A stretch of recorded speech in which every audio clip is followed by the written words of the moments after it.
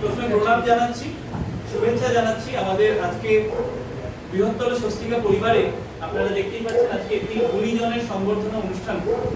তো তার শুরুটা কিন্তু আমরা আজ থেকে প্রায় দিন 15 আগেই করেছি। দীর্ঘদিন ধরে আজকে যারা আমাদের স্বস্তিকাকে এবং আমাদের সংঘকে সেবা করে চলেছেন, প্রায় 100 বছরের কাছাকাছি যে কর্মকর্তারা রয়েছেন, তো তাদের বাড়িতে গিয়ে তাদের কি বক্তব্য, তারা কিভাবে আমাদেরকে দিশা নির্দেশ করছেন, স্বস্তিকার প্রতি তাদের কি কন্ট্রিবিউশন, সেইগুলো জানতে আমরা বিভিন্ন জনের গুণীজনের বাড়িতে আমরা গিয়েছি। তাদের আশীর্বাদ নিয়ে এসেছি, তাদেরকে সম্মানিত করার মতো দৃশ্যতা আমাদের নেই। তো আজকে সবার প্রথমে আমি আমাদের অনুষ্ঠান সূচিটা একটুখানি উল্লেখ করছি আপনাদের কাছে অতি সংক্ষিপ্তভাবে। আমাদের আজকে একটি অনুষ্ঠান আমরা আয়োজন করেছি।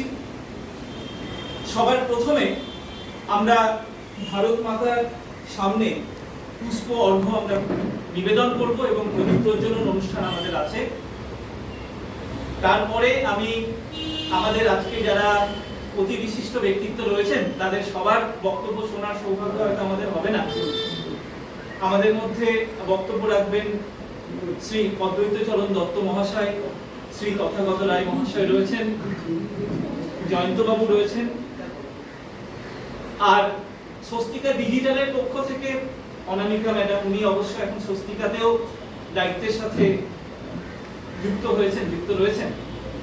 আর এমনি প্রত্যেকটা অনুষ্ঠানের মাঝে মাঝে স্বস্তিকা ডিজিটাল কিভাবে আগামী দিনে কাজ করছে, আমাদের কি কর্মসূচি, আমরা আরো কিভাবে এগিয়ে যেতে পারি সে বিষয়ে ইন্টারঅ্যাক্টিভ সেশন, মাঝে মাঝে আমার বক্তব্যের কিছু অবকাশ থাকবে এবং সবার শেষে আমাদের আপনারা দেখতে পাচ্ছেন শাস্ত্রার সম্মান, অর্থাৎ ডিবেট, আমাদের যে কম্পিটিশন হয়েছিল নিজেদের মধ্যে, এবং সেই সাথে স্বস্তিকা সম্মান, এটা একটা অভিনব উদ্যোগ বলতে পারেন। অর্থাৎ আমাদের এই ডিবেটে স্বস্তিকা ডিজিটালে যা অনুষ্ঠিত হয়েছিল, তাতে যারা ভোট দান করেছেন তাদেরকে নিয়ে একটি লাকি ড্র বা লটারির ব্যবস্থা আমরা করেছিলাম। তাকেও আমরা সম্মানিত করছি এবং আমরা সম্মানিত করছি তাকেও যিনি এই ডিবেটে কোন পক্ষের বক্তব্য ভালো লেগেছে এবং কেন ভালো লেগেছে সেই কমেন্ট করেছেন। আমাদের এই বিতর্কে প্রায় 1000-এর কাছাকাছি মানুষ কিন্তু স্বস্তিকা ডিজিটালের মাধ্যমে এই বিতর্কটি দেখেছেন এবং কমেন্ট করেছেন প্রায় 100-র কাছাকাছি। তো এই সংক্ষিপ্ত বক্তব্য প্রারম্ভিক সূচনা আমি করলাম।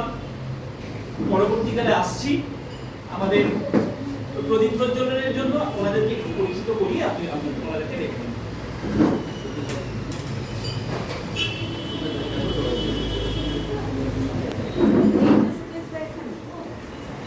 একটু বুঝতে পারি যদি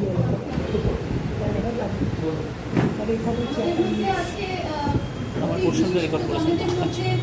গুণীজন সংবর্ধনা, যে গুণীজন সমাবেশে গুণীজন সংবর্ধনা, তার মধ্যে একজন বিশিষ্ট গুণীজন হচ্ছেন শ্রী সুরেশচন্দ্র দত্ত। উনি আমাদের স্বস্তিকার সহ সম্পাদক এবং বহু বছর ধরে উনি কি বলবো একদম একনিষ্ঠ স্বস্তিকার সাথে এই গুণীজনদের পরিচয় করাকে আমাকে গুণীজন আমাদের মধ্যে উপস্থিত আছেন স্বস্তিকার প্রকাশক, মুদ্রক তথা রাষ্ট্রীয় স্বয়ংসেবক সংঘের কলকাতা মহানগরের সংঘচালক সারদা প্রসাদ পাল। ব্যক্তিগত জীবনে একটি ব্যাংকের ম্যানেজার হিসেবে কাজ করে অবসর নিয়েছেন। এখন বেশিরভাগ সময় তিনি স্বস্তিকা এবং সংঘকে উপস্থিত আছেন রাষ্ট্রীয় স্বয়ংসেবক সংঘের অখিল ভারতীয় সহপ্রচারক প্রমুখ অদ্বৈতচরণ দত্ত, অদ্বৈতার কেন্দ্রীয় প্রধানমন্ত্রী আর মেদিনীপুরের স্বয়ংসেবক। বসে আছেন প্রখ্যাত পরিবেশবিদ ডক্টর মোহিত রায়, মোহিত দাস লেখক, ভালো বক্তব্য রাখেন। মোহিত স্বস্তিকায় লেখক হিসাবে অনেক দিন থেকে যুক্ত আছেন। উপস্থিত আছেন আমাদের এই কলকাতার স্বয়ংসেবক, আমাদের সবারই প্রিয়, ব্যক্তিগত জীবনে রাজনৈতিক নেতৃত্ব, মাঝে কয়েক বছর তিনি ত্রিপুরা ও মেঘালয়ের রাজ্যপাল ছিলেন, সম্মাননীয় তথাগত রায়। তথাগতদা অধ্যাপনাও করেছেন দীর্ঘদিন। ওপাশে আছেন ডক্টর স্বরূপ প্রসাদ ঘোষ। স্বরূপদা আমরা সবাই জানি বক্তা হিসাবে বিশিষ্ট বক্তা এখন টেকনোলজিতে ডিন ছিলেন, এখন মৌলানা আবুল কালাম আজাদ সংস্থা তার তিনি ডিরেক্টর। সরদার পেছনে বসে আছেন আর সায়েন্টিস্ট রাজবিহারী ঘর। রাজবিহারী দীর্ঘদিন বাইরে ছিলেন, এখন কল্যাণী বিশ্ববিদ্যালয়ে আর যুক্ত আছেন। এই পাশে বসে আছেন দুর্গাপুরের ধুমাপুরা আসানসোল। তারপরে তার পেছনে বসে আছেন প্রখ্যাত লেখক, সাংবাদিক, বিভিন্ন গ্রন্থের প্রণেতা সুজিত রায়।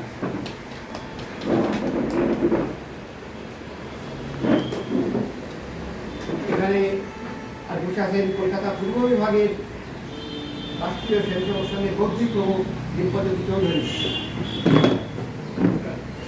পেছনে বসে আছে আমাদের সত্যিকার লেখক তথা স্বদেশী জাগরণ মঞ্চের প্রাদেশিক আহ্বায়ক, তাই তো সঞ্জয় দেওয়া, অমরান কুসুম ঘোষ, ব্যাংক কর্মচারী।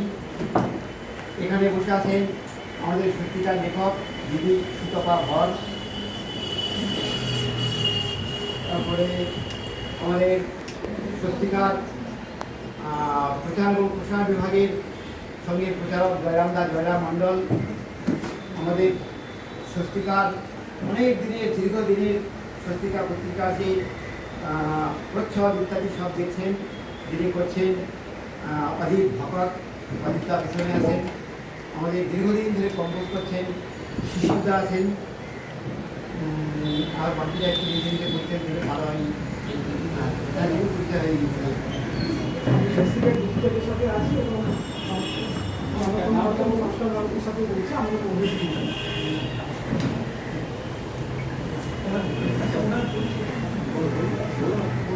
আচ্ছা, আমাদের মধ্যে উপস্থিত রয়েছেন অতি বিশিষ্ট লেখক এবং বক্তা শ্রী বুদ্ধিজীবী কাজী মাসুম আক্তার, পদ্মশ্রী আমাদের সামনেই রয়েছেন। আপনাকে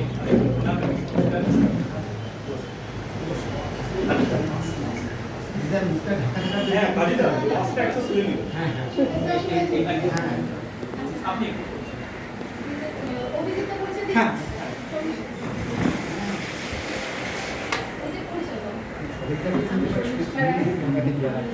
দক্ষিণ কলকাতা বিজেপি কালচারাল সেলের কো-কনভেনার। বাই প্রফেশন আমি একজন সঙ্গীত শিল্পী এবং সঙ্গীতার বিষয়ের সঙ্গে যুক্ত হয়েছি। আর বাকি আপনাদের পরিচয় সবার হয়েছে? আপনার দিদি পরিচয়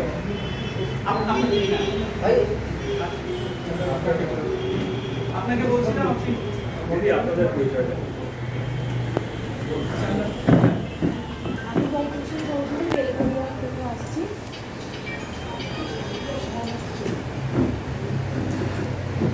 আমি এবারে একটুখানি অভিজ্ঞতা আর যন্ত্রপাতি দেখে বক্তব্য দিই। হ্যাঁ থ্যাংক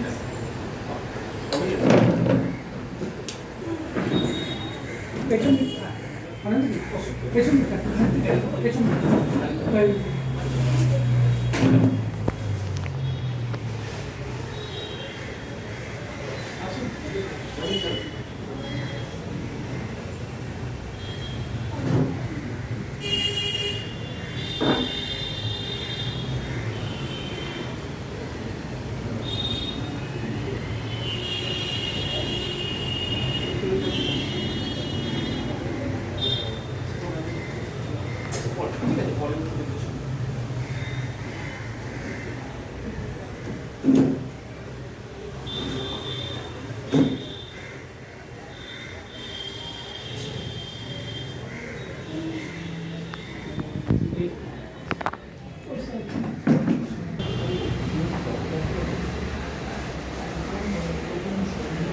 অনুষ্ঠানে চলে যাচ্ছি।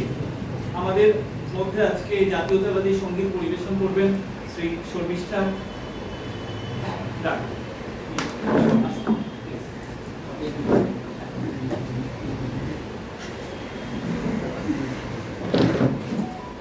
সকলকে আমার প্রণাম।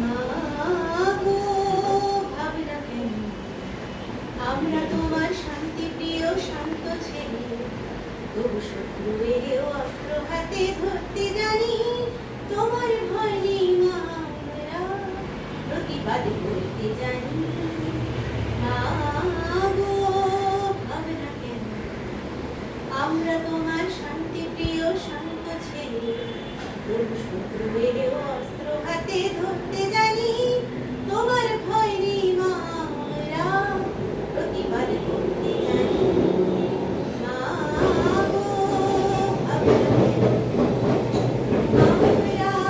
আমরা হারবো না তোমার মাটির একটি কলম ছাড়বো না আমরা চিরদিনই অস্ত্র হাতে ধরতে জানি তোমার ভয় নেই মা আমরা প্রতিবাদ করতে জানি মা গো ভাবনা কেন আমরা তোমার শান্তি প্রিয় শান্ত ছেলে তবু শত্রু এলেও অস্ত্র হাতে ধরতে জানি তোমার ভয় নেই মা আমরা প্রতিবাদ করতে জানি মা গো ভাবনা কেন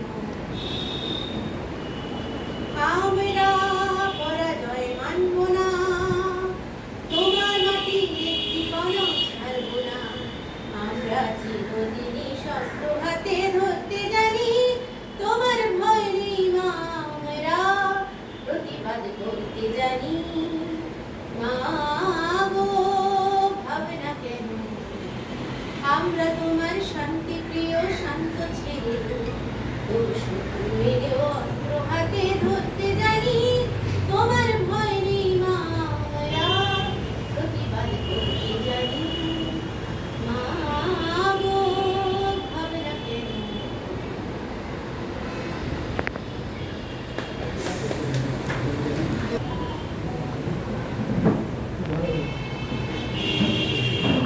আমি এরপর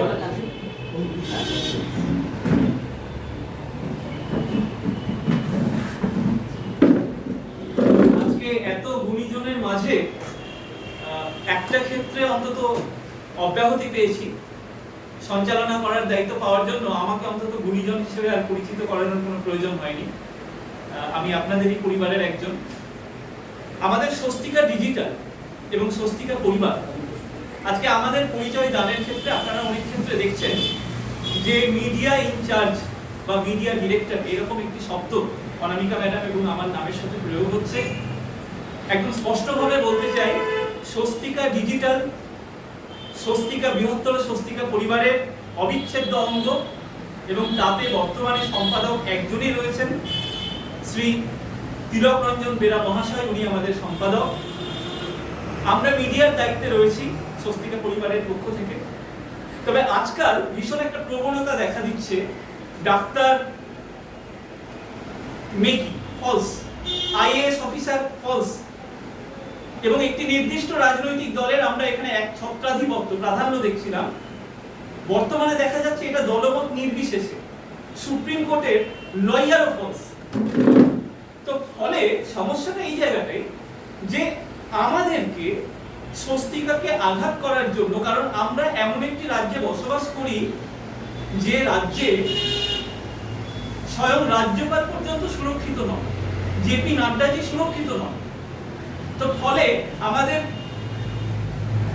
আরামবাগ টিভির সাথে বা বাংলার বার্তার সাথে যা হয়েছে তা যাতে স্বস্তিকার সাথে না হতে পারে, তার জন্য ভারতবর্ষের web journalist association of India, ভারত সরকার নিয়ন্ত্রিত যে সংস্থা ওয়েব জার্নালিস্টদেরকে স্বীকৃতি দেন, স্বস্তিকা ডিজিটাল কিন্তু তাতে একটি স্বীকৃত ওয়েব পোর্টাল।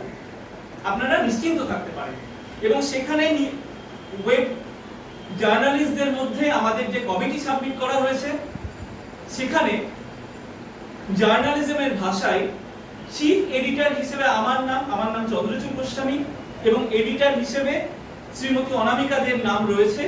কারণ ওখানে মিডিয়া কন্ট্রোলার বা ডিরেক্টর এরকম কোনো পোস্ট বা পজিশন নেই। এবং আমরা আরেকটা বিষয় আমরা বাধ্যতামূলক করেছি যে web journalist association of India মোটামুটি বাধ্যতামূলক বলতে পারেন স্বস্তিকা ডিজিটালের যারা দায়িত্বে রয়েছেন তাদের নিজস্ব ওয়েব জার্নালিজমের একটি স্বীকৃত আই কার্ড বা অভিজ্ঞতা আছে কিনা সেটা আমরা যাচাই করেই তাদেরকে নিযুক্ত করেছি। তো এই বলে আমি আমার প্রারম্ভিক বক্তব্য শেষ করছি। আজকে সংঘের পক্ষ থেকে আমাদের অত্যন্ত সৌভাগ্য আমাদের মধ্যে শ্রী অদ্বৈতচরণ দত্ত বাবু উপস্থিত রয়েছেন। আমি আপনাকে অনুরোধ করছি আপনি সংক্ষিপ্তভাবে স্বস্তিকা ডিজিটালকে যদি আপনি একটু চাটা কি খাই ঘরে আচ্ছা 10 মিনিট পরে এখন আচ্ছা ঠিক আছে পরে আসবো।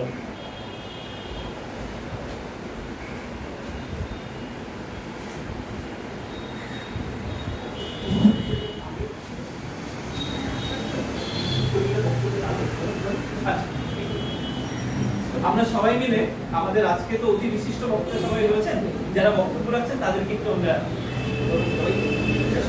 যারা যারা বলতে আসেন তাদের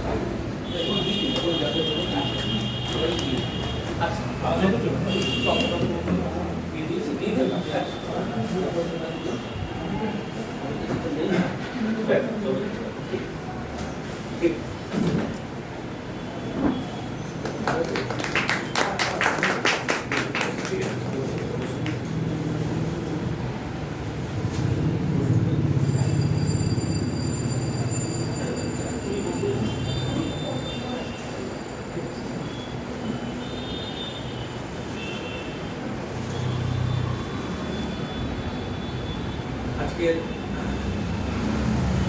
এই গুরুজন সংবর্ধনাকে স্বস্তিকার বিষয় নিয়ে যারা আয়োজন করেছেন স্বস্তিকা ডিজিটাল তাদের সবাইকে আমি নিশ্চিতরূপে অভিনন্দন জানাবো এবং আজকে যারা এখানে উপস্থিত আছেন তারা স্বস্তিকার লেখক পাঠক সবাইকেও আমি আর অভিনন্দন জানাচ্ছি। আজকে তো এই ধরনের একটা কোনো ভাষণ বা আলোচনার সভার বড় কিছু নেই। ওনারা এই আগেও বলেছেন যে আমরা অনেকগুলি আয়োজন করেছি আর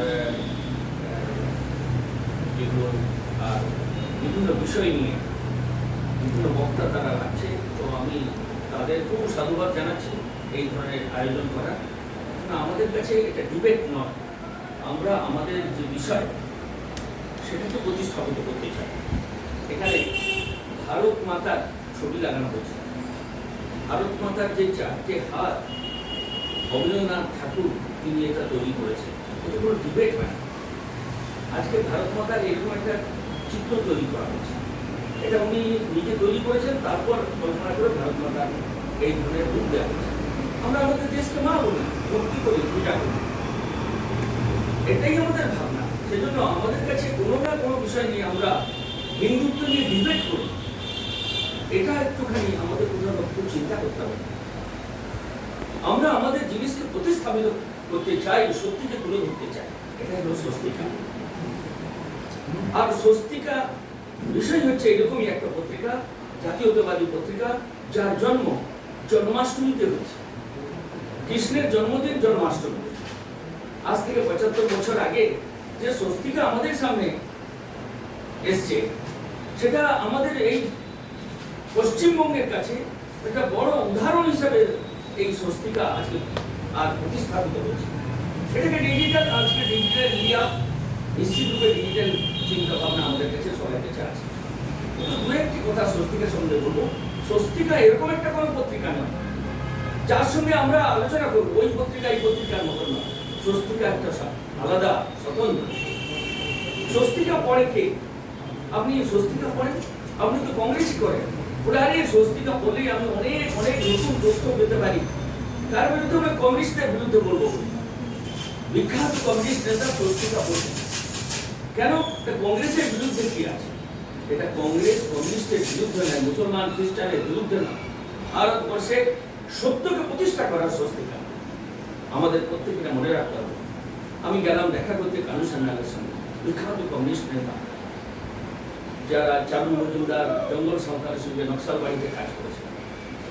আমরা নকশাল নকশাল বলি, কিন্তু আমি আপনাদের অনুরোধ করবো নকশাল বলা বন্ধ করবেন, মাওবাদী বলুন। নকশাল বাড়িতে তারা এসে হত্যাকাণ্ড করেছিল, তাদের নাম হলো নকশা। তার সঙ্গে যখন রাখি বন্ধন, কয়েকদিন আগে রাখি বন্ধন উৎসব হয়েছে, আমি উত্তরবঙ্গে ছিলাম, সেই মুহূর্তে আমার ক্ষেত্রে অনেকদিন ছিল। আমি যখন তার কাছে গেলাম রাখি বন্ধন উৎসবে, তিনি বললেন যে দেখো এসব রাখি থেকে আমরা মানি না, তবে আপনারা এসছেন টেবিলে রেখে দিন। আমি কেন গেলাম? অনেকগুলি কথা বলেন আরএসএস সম্বন্ধে, দেশ সম্বন্ধে। আমরা তো পারলাম না, কমিউনিস্ট আমরা ফেল করলাম, আরএসএস এই দেশকে বাঁচাবে। কেন আমি তার কাছে গেলাম? এই কথা শোনার জন্য গেলাম না। উনি নিয়মিত স্বস্তিকা পাঠ হচ্ছেন নকশাল বাড়িতে। প্রদীপ ভট্টাচার্য বলে তার একটি মেডিসিনের দোকান। প্রদীপটা একদিন বলছেন যে অনুষ্ঠানের নিয়মিত এখানে এসে আমার এই চেয়ারটাতে বসে। একদিন এসে বলছে, হ্যাঁ রে প্রদীপ, গত সপ্তাহে স্বস্তিকা তো পেলাম না। প্রদীপ তাকে জিজ্ঞেস করুন মানে উনি প্রত্যেকটি সাপ্তাহিক পত্রিকা তিনি নিয়মিতভাবে পাঠ করেন, অনুভব করেন, চিন্তন করেন। তার মৃত্যু একটা অস্বাভাবিক মৃত্যু, তিনি আত্মহত্যা করেছেন। কেন করেছেন এসব চর্চা আলাদা বিষয়, স্বস্তিকা এটা করবে না। কিন্তু স্বস্তিকা তার ভেতরে যে সত্তা, লুকিয়ে থাকা সত্তাকে জাগ্রত করবে, ভারতবর্ষের যে আত্মা যেটা আছে সেটাকে জাগ্রত করবে, সেটাই হচ্ছে স্বস্তিকা। এখানে অনেক লেখক আছেন, তারা এটা তুলে ধরেন। এইভাবেই স্বস্তিকাকে সারা ভারতে 40টা এরকম সাপ্তাহিক পত্রিকা চলে। এটা না বিজেপি পত্রিকা, না এটা আরএসএস এর পত্রিকা, না আরএসএস এর এটা মুখপত্র। আমরা এখানে অনেকেই আছি, আমাদের স্পষ্ট ভাব আছে এটা কারো মুখপত্র, একটা স্বাধীন এবং স্বতন্ত্র হিসাবে স্বস্তিকা সবার কাছে কথা তুলে ধরে। এরকম ভারতবর্ষে 40টা আছে পত্রিকা, প্রত্যেক ভাষা। আমরা 25,000-এর যেতে পারি না। আমি যদি বলি কেরলে 1 লাখ পত্রিকা চলে, কেশরী। যদি আমি বলি কর্ণাটকে 1 লাখের বেশি চলে, সেটা হচ্ছে বিক্রম। যদি বলি আমি রাজস্থানের পত্রিকা পাথরকন 1.5 লাখের বেশি পত্রিকা চলে, আমরা 25,000 পৌঁছাতে পারি না। আজকে ডিজিটাল ইন্ডিয়াতে আজকে যারা স্বস্তিকা ডিজিটাল করছেন তাদের সবাইকে অনুরোধ করবো স্বস্তিকার প্রচার প্রসার। আমরা প্রচারক জয়রামদাকে দিয়েছি, সুকেশ দা প্রচারক স্বস্তিকার সম্পাদক হিসাবে আছে, এবং কথা বলেছেন আপনারা প্রত্যেকেই স্বস্তিকাকে আর সমৃদ্ধ করেছেন। আমি সবাইকে অনুরোধ করবো আজকের এই সময় যদি স্বস্তিকারের আগামী জন্মাষ্টমী কৃষ্ণের জন্মদিনে আমরা যদি সংকল্প করি, প্রত্যেকের বাড়ি এখানকার প্রত্যেকটি বাংলার ভাষী পরিবারে তার টেবিলে স্বস্তিকা থাকবে, এটা আমাদের প্রচেষ্টা।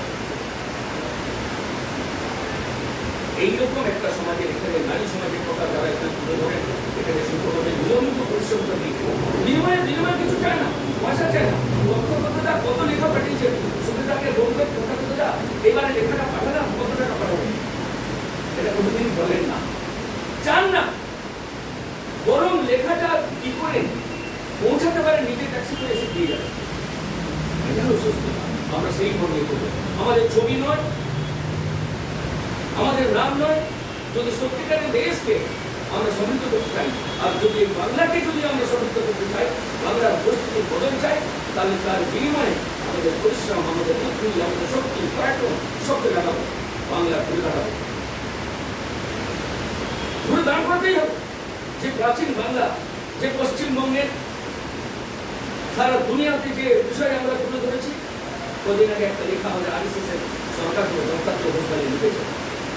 তিনি যেসব কথাগুলো তুলে ধরেছেন, আমরা আজকে আমাদের তার মধ্যে শুনছি, আমরা তুলে ধরলাম কি, আমরা কজন জানছি, আমাদের যুবক যুবতীরা জানে না। ভারতের সংবিধানে বাংলার ভূমিকা কি, নিবেদিতার নিয়ে গেলেন দেখাতে নন্দলাল বসু, তুমি কি ছবি আঁকছো, তিনি নিয়ে গেলেন অজন্তায়, তুমি দেখলেন। তারপর যখন আম্বেদকর এবং প্রচেষ্টাতে সংবিধান স্থগিত হচ্ছে, তখন নন্দলাল বসু বলে সংবিধানের ছবিগুলো তিনি আঁকলেন। কোন ছবি আঁকলেন? রাম দরবারের ছবি, রাম, সেখানে আর তার ভাই লক্ষ্মণ, সীতা, হনুমানজি সেই ছবি। মূল সংবিধানে ভগবান কৃষ্ণ অর্জুন যে উপদেশ চিন্তা, সেটা মহাবীরের ছবি। ভারতবর্ষের যে চিন্তা, যে সংবিধানটি 1946 ইন্দিরা গান্ধী সেকুলার শব্দ ঢুকিয়েছে সংবিধান বদল করে, এই সংবিধান নয়। মূল যে সংবিধান সেটাকে মাথায় করে ভারতের প্রধানমন্ত্রী নরেন্দ্র মোদী বলছেন, এটা মাথায় করে নিয়ে সারা ভারতবর্ষের সংবিধান করে নেবে। এইরকম একটা সংবিধানের মধ্যে ছবিগুলো দিয়েছে, কে দিয়েছে? নন্দলাল। আমাদের সংস্কৃতি সেই ভূমিকা পালন করছে। ভিতরে আমরা আমাদের এই বাংলার যেসব আফ্রিকার গুরুজন যারা এখানে আসতে এসেছেন, আমাদের সেই গোষ্ঠী নিয়ে আবার আমরা ঘুরে দেওয়া আমাদের এই পত্রিকার মাধ্যম দিয়ে, এই লেখনীর মাধ্যম দিয়ে আমাদের যে সমাজ তারা আরও অনেক অনেক বেশি সক্রিয় হবে এই আশা রাখছি। এবং প্রচার প্রসারের দিক থেকে আমরা 25,000-এর বেশি করতে পারবো। এবার জন্মাষ্টমী কৃষ্ণের জন্মদিনে আমরা নিশ্চিত করে রাখে আর আরও আধুনিক অনেক প্রচার জানুয়ারিতে সম্পর্ক হয়েছে যে এখানকার যে কমিটি, এখানকার যে যারা এখন আমরা অনুসরণ করে কিন্তু আগামীতে আমরা এখানে আরও অনেক আরও নতুনদের কিছু পরিচয় দিতে পারি। তারা সংকল্প নিয়েছেন, আমরাও তাদের সহযোগিতা করবো। এরকম আশা রেখে সবাইকে আজকের এই ডিজিটাল ইন্ডিয়া যারা এই আয়োজন করেছে তাদেরকে সবাইকে অভিনন্দন জানিয়ে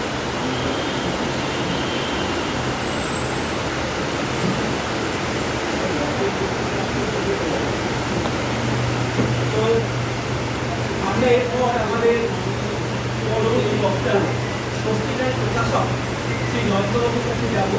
তবে তার আগে আমি জয়ন্তবাবু যে কথা বললেন তার রেস ধরে কিছু কথা আপনাদের সামনে বলতে চাইছি। এটা একদম সত্যি কথা যে স্বস্তিকা বা স্বস্তিকা ডিজিটালে আমরা কোনো বিতর্কের অবকাশ কিন্তু আমরা রাখি। আমাদের এই যে বিতর্ক সভা যেটা হয়েছিল সেটা আয়োজন করেছে কিন্তু সনাতন ভারত, এবং সনাতন ভারতের মতো শুধুমাত্র সনাতন ভারত নয়, এইরকম জাতীয়তাবাদী যে যে সংস্থা রয়েছে আপনারা স্বস্তিকার ডিজিটালের কাছে আসুন, আমরা আপনাদের কাছে যাব। আপনারা এক হাত বাড়ালে আমরা দুই হাত বাড়িয়ে দেব। আর স্বামী বিবেকানন্দ বলছেন বিতর্কের মাধ্যমে আমরা কিন্তু একটি নির্দিষ্ট লক্ষ্যে পৌঁছতে পারি। আপনারা হয়তো দেখতে পাচ্ছেন আজকে আপনারা সম্মানিত করবো শাস্ত্রার্থ সম্মান। আমি খুব সংক্ষিপ্তভাবে বিষয়টা বলছি। আদিগুরু শঙ্করাচার্য তিনি যখন হিন্দু ধর্মকে প্রতিনিধিত্ব করছেন তখন ভারতবর্ষে বৌদ্ধ ধর্মকে তার শ্রেষ্ঠ যিনি বিদ্বান মন্দারা মিশ্রা, সেখানে একটি বিতর্ক সভার আয়োজন করা হয়েছিল এবং সেখানে বলা হয়েছিল যে যাকে পরাজিত করতে পারবেন তাকে কিন্তু ওই যিনি বিজয়ী হবেন অর্থাৎ বিজিত ব্যক্তিকে কিন্তু তার ধর্ম গ্রহণ করতে হবে। এবং আমাদের কাছে অত্যন্ত আনন্দের যে আদিগুরু শঙ্করাচার্য কিন্তু মন্দারা মিশ্রাকে পরাজিত করেছেন শাস্ত্রার্থের মাধ্যমে, এবং মন্দারা মিশ্রা হিন্দু ধর্ম গ্রহণ করেছিলেন। ফলে হিন্দু ধর্মের শ্রেষ্ঠত্ব কিন্তু আজ থেকে 5,000 বছর আগে, 2,000 বছর আগে, 1,000 বছর আগে, এমনকি বিবেকানন্দ শিকাগোতেও শ্রেষ্ঠত্ব প্রমাণ করেছেন। তো এরপর আমি চলে আসছি শ্রী সারদা প্রসাদ পাল বাবুর বক্তব্য শোনার জন্য।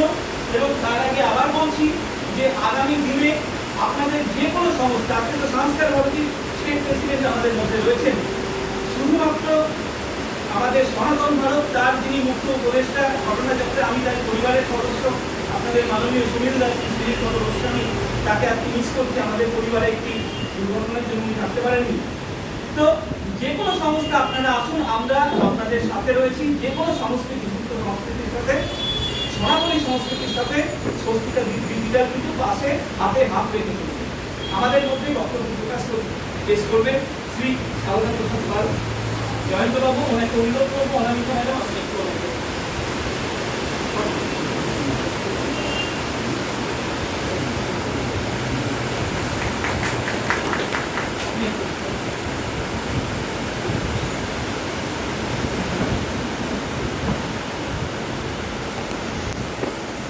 এখানে উপস্থিত আছেন, মানুষ আছেন এবং আমাদের সদস্যতা আছেন, আমি অসুস্থতা আছেন, এদের সবাইকে সামনে রেখে আমি বিচার কথা বলবো, বেশি কথা বলার নেই, আপনারা সব বলে দিয়েছেন। সারা পৃথিবী জুড়ে অস্থিরতা চলছে। এই পৃথিবীর অস্থিরতা ভারতবর্ষকেও মাঝে মাঝে সেই ঢেউ এসে পড়ছে। তার মধ্যে আমি আজকের এই কার্যক্রমে যারা উদ্যোক্তা, যাদের অক্লান্ত পরিশ্রমে আজকের এই কার্যক্রম বাস্তবে রূপ নিয়েছে, আমি প্রথমে তাদেরকে সম্বর্ধনা জানাচ্ছি, তাদেরকে শুভেচ্ছা জানাচ্ছি। তো প্রথম যেটা কথা, যে গুণীজনদের যারা এখানে উপস্থিত আছেন তাদের তো সম্বর্ধনা দেওয়ার মতো নেই, তারা সম্বর্ধনার আশাও করেন না, কিন্তু তাদেরকে আমরা প্রণাম জানাচ্ছি, তাদেরকে শুভেচ্ছা জানাচ্ছি, তাদেরকে ঈশ্বরের কাছে কামনা করছি তাদের যেন আরো বেশি দিন আমরা পাই, যাতে আমাদের স্বস্তিকা, আমাদের ডিজিটাল স্বস্তিকা আরো উত্তরতর বৃদ্ধি পায়, আরো বিকশিত হতে পারে। সেই জন্য তাদের ঈশ্বরের কাছে প্রার্থনা জানাবার জন্যই আমি আর দাঁড়িয়ে। যখন সারা পৃথিবীতে আর অরাজকতা, ধর্মীয় জীবিত তুলে মানুষ হত্যা, মানুষের খুন খারাপি চলছে, সেই সময় আমরা আর কতিপয় মানুষ এখানে বসে জাতীয়তাবাদের কথা বলি। আপনাদের এই পরিপ্রেক্ষিতে একটা সুখবর দিচ্ছি, শুভ সংবাদ, যে আগামী 21শে সেপ্টেম্বর থেকে 22শে সেপ্টেম্বর থেকে আরম্ভ হবে স্বস্তিকার যে 75তম বর্ষের পদচারণা, যেটা অনেকগুলা আগে ইতিমধ্যেই উনি বলেছেন। সেই 22শে সেপ্টেম্বর থেকে 23শে সেপ্টেম্বর অবধি, অর্থাৎ কিনা স্বাধীনতার 75তম স্বাধীনতা বর্ষ আমরা পালন করার পরেই আরম্ভ হচ্ছে স্বস্তিকার 75তম বর্ষ। তো সেই অমৃত মহোৎসবে, স্বস্তিকার সেই অমৃত মহোৎসবে আপনাদের সবাই মিলিত প্রচেষ্টায় এই বিকশিত স্বস্তিকা, আরো উন্নততর ডিজিটাল স্বস্তিকা আর আমরা আগামী দিনে আশা করব। তো সেই হিসাবে আপনাদের কাছে সেই আহ্বান জানিয়ে আর একটা কথা বলি, যে স্বস্তিকার অনেক বিরোধিতা আছে, বিরোধীরা নেক নজরে, অনেক বিরোধী যারা আছেন তারা নেক নজরে দেখেন, কিন্তু তার মধ্যে স্বস্তিকার পাতা উল্টার ওখানে কিছু করা যায়। তো আমি একটা খালি উদাহরণ দেব। একবার স্বস্তিকার একটা খবর বেরিয়েছিল যে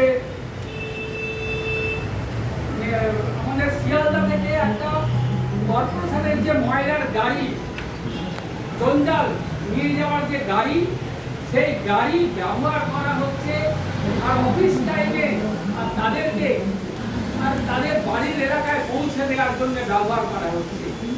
যারা অফিস যাত্রী তারা উঠছেন ওই জঞ্জালের গাড়ি। এইটা খবরটা স্বস্তিকাতে বেরোনো হয়েছে। সেই স্বস্তিকায় কিন্তু পাতা উল্টে লালবাজার থানা কিন্তু সেই পাতা উল্টে দেখেছিল এবং তারপরে তারা অ্যাকশন নিয়ে আর ওই গাড়িকে বন্ধ করেছিল, তাকে ব্ল্যাক লিস্টেড করেছিল, তার লাইসেন্স কেড়ে নিয়েছিল। এইরকম ওখানে একটা গাড়ি নয়, প্রায় 10-15টা গাড়ি এইরকম কাজ করতো বিকালবেলা, তাদেরকে সেই কাজটা করেছে। আমি বলছি অনেক দিনের আগের ঘটনা, কিন্তু এই সমাজের যে ছোট ছোট এরকম কাজ কিন্তু স্বস্তিকার মাধ্যমে হয়েছে। তো সেই স্বস্তিকার আবহে এসে জাতীয়তাবাদের কথা শুনে আপনাদের সবাইকে আহ্বান জানাই, আগামী দিনে বিকশিত স্বস্তিকা আর বিকশিত ভারত, বিকশিত উন্নততর ডিজিটাল স্বস্তিকা, উন্নততর ভারত, আত্মনির্ভর ভারত যাতে তৈরি করতে পারে, তার জন্য আমি সবার কাছে আহ্বান জানাচ্ছি। এই প্রতিপারের কথা বলে আমি আমার সংক্ষিপ্ত বক্তব্য শেষ করি। ভারত মাতা কি জয়। আমাদের সংক্ষিপ্ত যে আজকে অনুষ্ঠান, আমাদের স্বস্তিকা ডিজিটালের পক্ষ থেকে আজকে বার্তা দেবেন শ্রীমতী অনামিকা দে, এবং আমাদের বিশিষ্ট অতিথি হিসেবে আমরা শুনবো আজকে শ্রী তথাগত বাবু আমাদের মধ্যে উপস্থিত রয়েছেন, তথাগত রায়, ওনার বক্তব্য। কিন্তু তার আগে কাজী সাহেব, পদ্মশ্রী কাজী মাসুম আক্তার, উনি একটু তারাই রয়েছেন। তো ওনার পুরস্কারটা উনি একটু নিয়ে হয়তো বেরিয়ে যাবেন। তো একটু ওনার ব্যস্ততার জন্য ক্ষমা প্রার্থনা করে নিচ্ছি আপনাদের কাছে। আমাদের এই দুটো বক্তব্য এবং তারপরে শুভেচ্ছা এবং আমাদের একটু জলযোগ আর একটু পুরস্কার বিতরণ দিয়ে আমাদের আজকে অনুষ্ঠানটা আমরা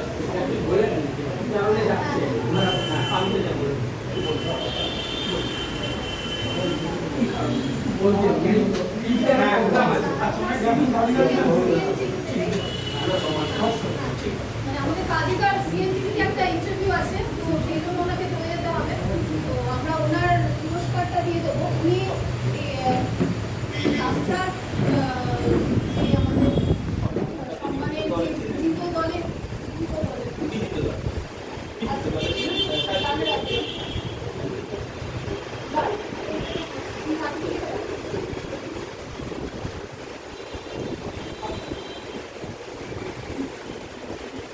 সার্টিফিকেট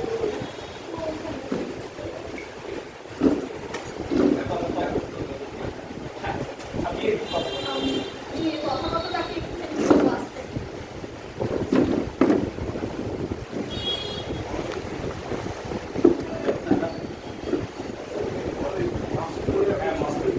হ্যাঁ সবাই মজা হয়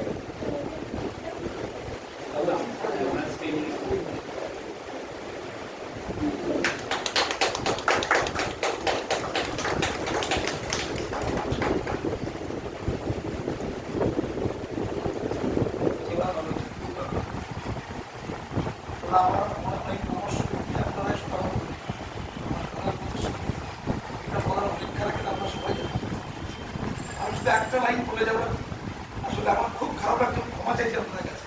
ওকে টাইম দেওয়া ছিল তো, এটা অনেক ঘুরেও ধরে চাই সেই বিরাটি শুধু একটা কথা বলছি, একটু যে গানটা দিয়ে শুরু হয়েছিল ম্যাডাম চাইছি যে আমরা তো শান্তি তবু সত্যি তোমার ভয় নেই, আমরা প্রতিবাদ না অগ্নিযুগের কথা ছিল, এখন আমরা ভুলে গেছি। আবার নিজেদেরকে ভাবিত করতে হবে, ওটাই আমাদের ঘাম দিতে গেছে, পাপ কাঁদছে, আর যেমন না কাঁদে তার যদি চোখের জল বোঝাতে পারি, আর এই কঠিন জীবনে এই সত্যিকার এই আবহে আমরা তাহলে আত্মীয় হবে সবাইকে। খুব ভালো লাগছে।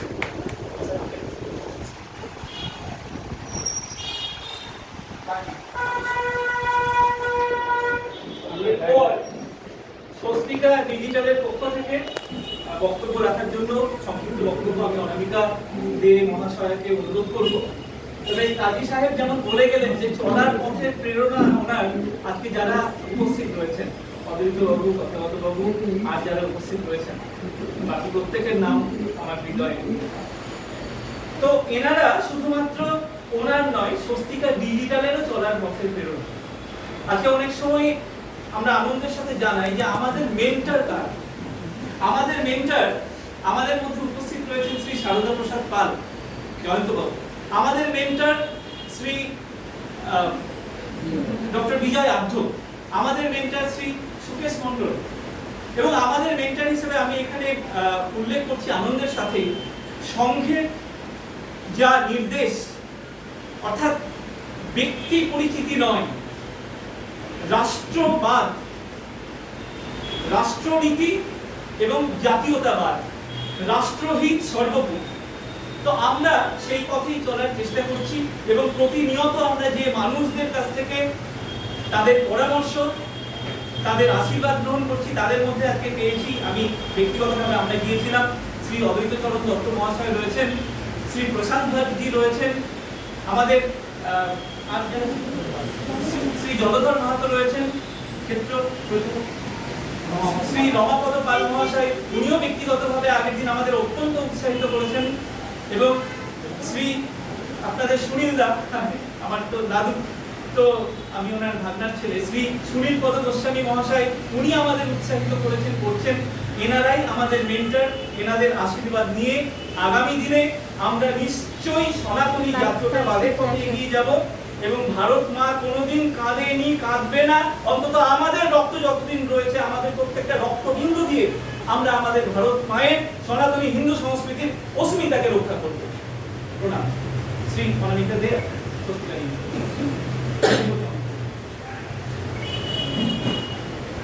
নমস্কার সকলকে। আমার সামনে সবাই আমার অভিভাবক, জয়ন্তদা। সত্যি কথা বলতে স্বস্তিকায় যবে থেকে যুক্ত হয়েছি, সকলকে এত অভিভাবকের মতো পেয়েছি, এটা বাড়তি পাওনা। জয়ন্তদা, অদ্বৈতদা, রোহিতদা, কথাবার্তা, সর্বদা, সকলকে, সুচিত্রা, আরো সকলে যারা রয়েছেন প্রত্যেকের, সুকেশদার সাথে তো প্রতিদিন একই সাথে কাজ করা, তো সকলেই আমাদের সত্যি কথা বলতে অভিভাবকের মতো। তো আমি একদম যে পয়েন্টে আমি বলতে চাইছি যে আজকের যে অনুষ্ঠান, গুণীজন সংবর্ধনা। স্বস্তিকার পক্ষ থেকে যখন এইটি আমরা ভাবলাম যে গুণীজন সংবর্ধনা, গুণীজন মানে আমাদের রাষ্ট্রীয় স্বয়ংসেবক সংঘের যারা প্রবীণ, একদম প্রবীণ কার্যকর্তা, তাদের বাড়িতে আমরা যাবো এবং আশীর্বাদ দেবো, এটা ছিল প্রধান লক্ষ্য। তো সেক্ষেত্রে এই ভারতবর্ষের স্বাধীনতার 75তম যে 75-এর পদার্পণ হয়েছে, সেই মাসটাকে আমরা মূলত বেছে নিয়েছি এই কার্যক্রমের জন্য। আমি নামগুলো উল্লেখ করতে চাই যে যাদের যাদের বাড়িতে আমরা গিয়েছি। তার মধ্যে 98 বছরের শ্রী সজল বন্দ্যোপাধ্যায়, মানে সত্যি কথা বলতে ঝাপসা হয়ে গেছে চোখ, কাঁচ, মোটা কাঁচ।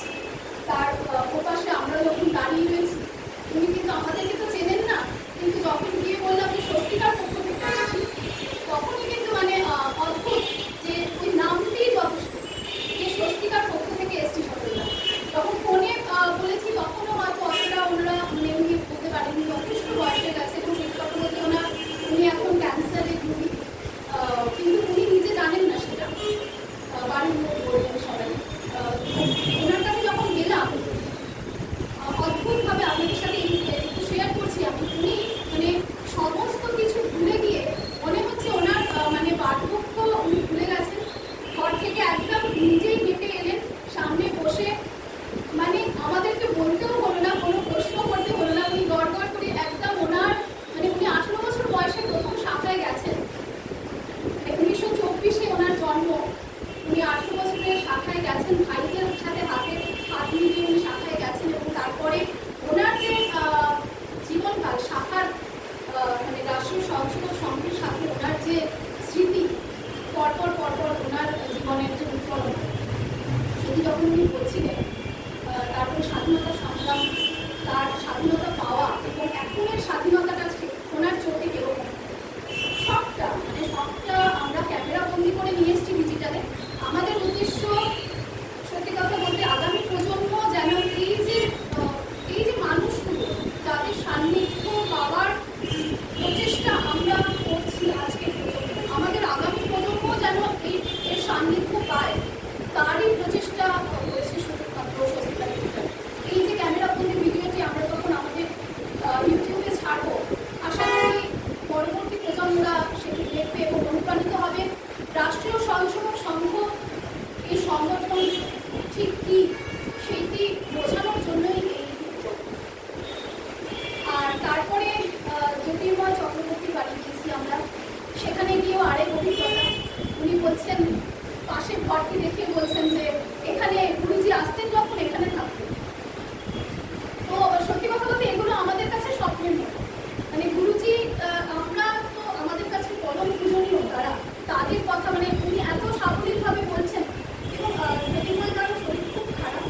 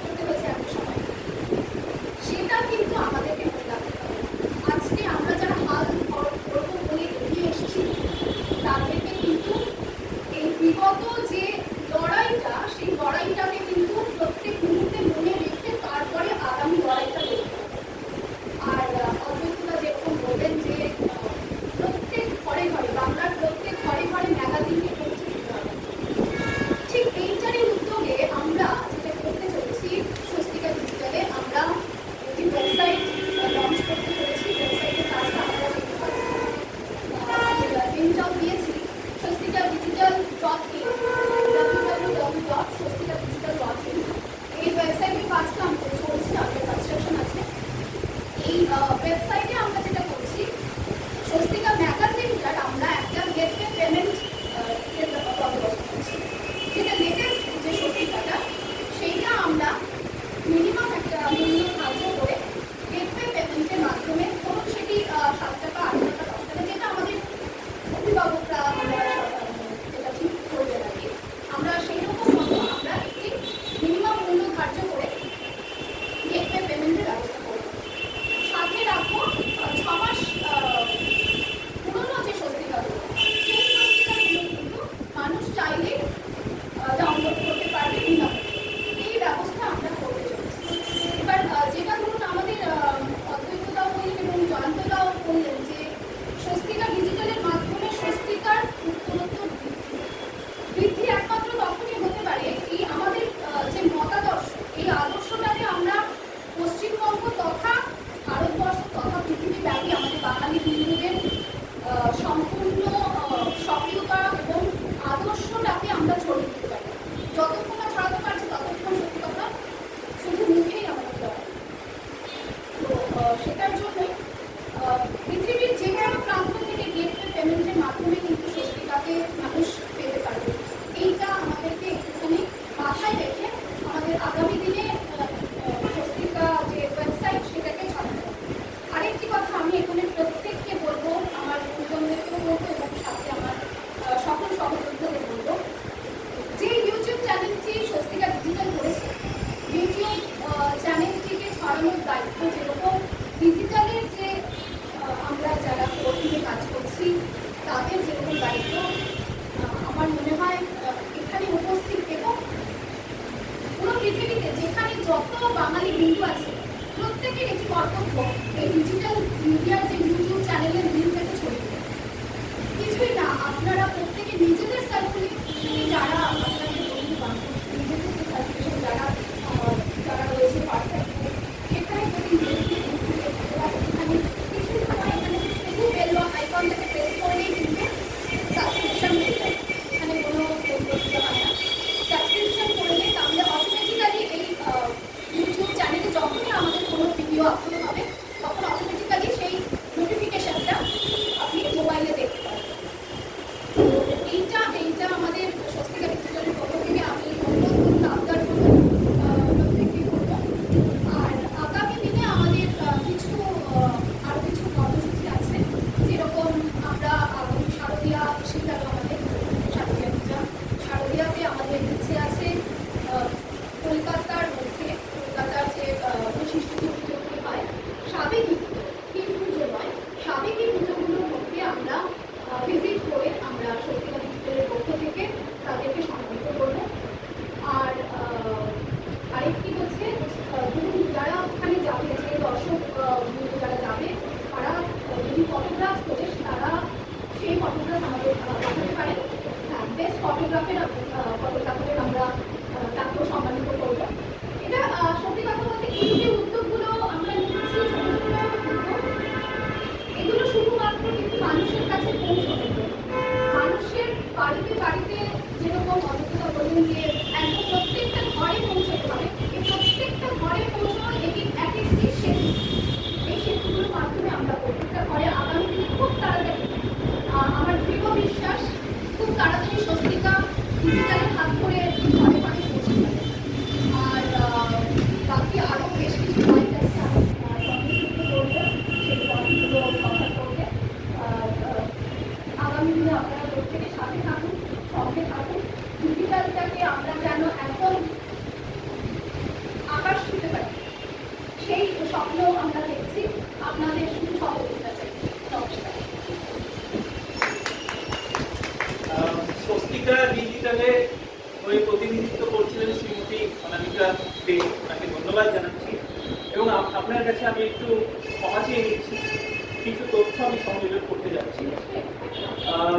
আসলে ওই সেই বিতর্কেই আমাদেরকে ফিরে আসতে হচ্ছে।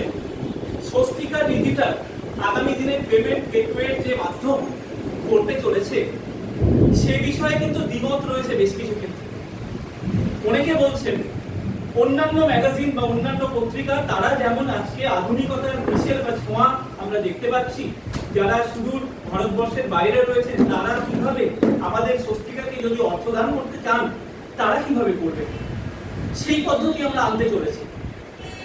আবার যদি যারা ধরুন আজকে এই যে করোনার সময়ে আজকে স্বস্তিকা পত্রিকা আমরা পৌঁছে দিতে পারিনি বাড়ি বাড়ি, আমরা অপারগ, তো সেই জায়গাতে যে ব্যক্তি একটিমাত্র ক্লিক করে সেই পত্রিকাটি পড়ে নিতে পারছেন ডাউনলোড করে, তার কাছ থেকে আমরা যদি একটি মিনিমাম মূল্য ধার্য করি তার কি পেমেন্ট গেটওয়ে হবে সেটা কিন্তু আমাদের আলোচনার মধ্যে রয়েছে।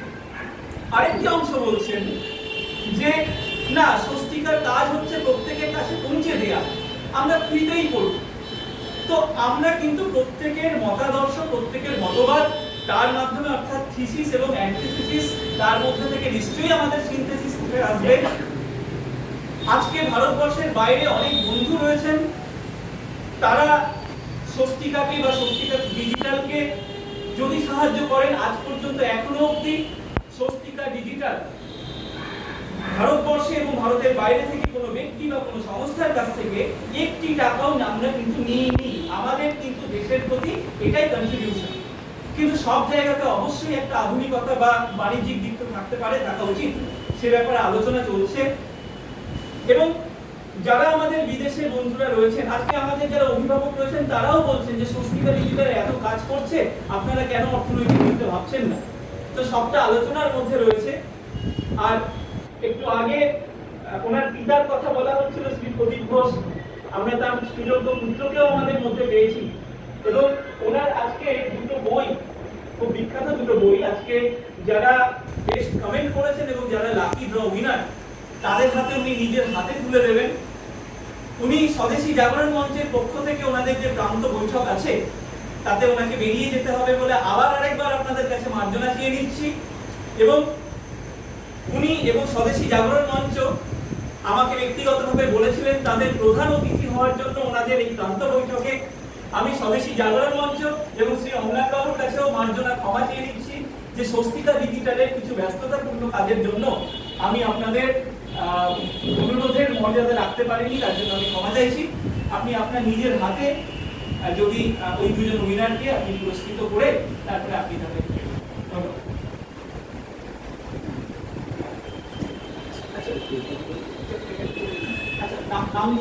আচ্ছা, আমাদের মধ্যে বেস্ট কমেন্ট যিনি করেছেন আর আরেকজন লাকি ড্র, তো লাকি ড্র যে পুরস্কার জিতেছেন আমাদের মধ্যে উপস্থিত আছেন শ্রীমতী কমলিনী, আপনার পুরো নামটা একটু বলবেন?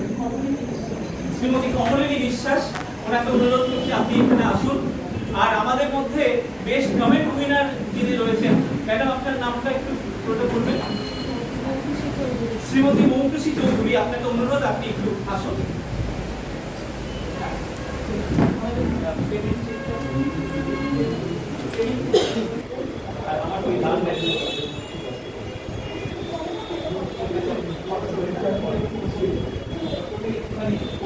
নিজের হাতে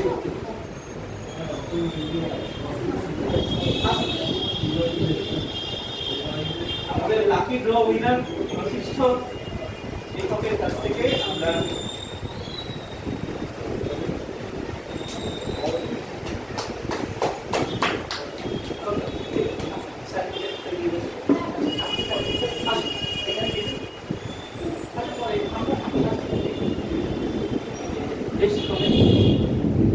best comment award winner Shrimati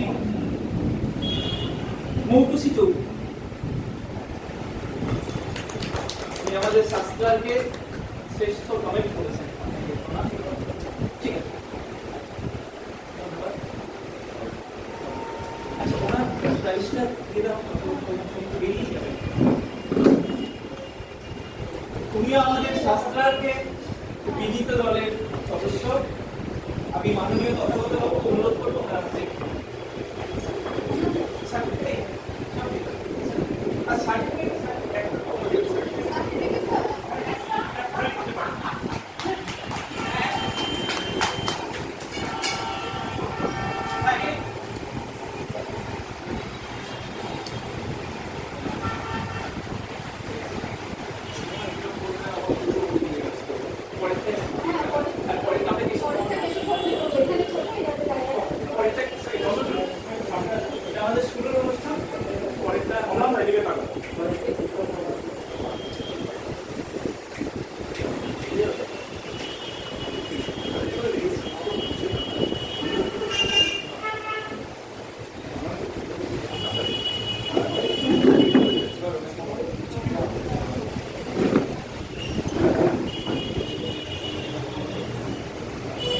আমরা আজকে বিশিষ্ট অতিথি হিসেবে আমরা আহ্বান করেছিলাম শ্রী তথাগত রায় মহাশয়কে।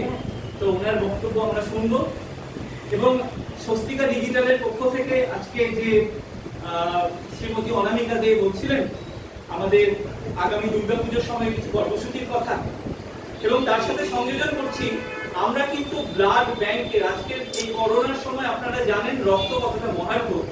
স্বস্তিকা ডিজিটাল কিন্তু দায়িত্ব নিয়ে যাদের যাদের রক্ত প্রয়োজন তাদের ব্লাড ব্যাংক থেকে ব্লাড ডোনার কার্ডের ব্যবস্থা কিন্তু আমরা করছি।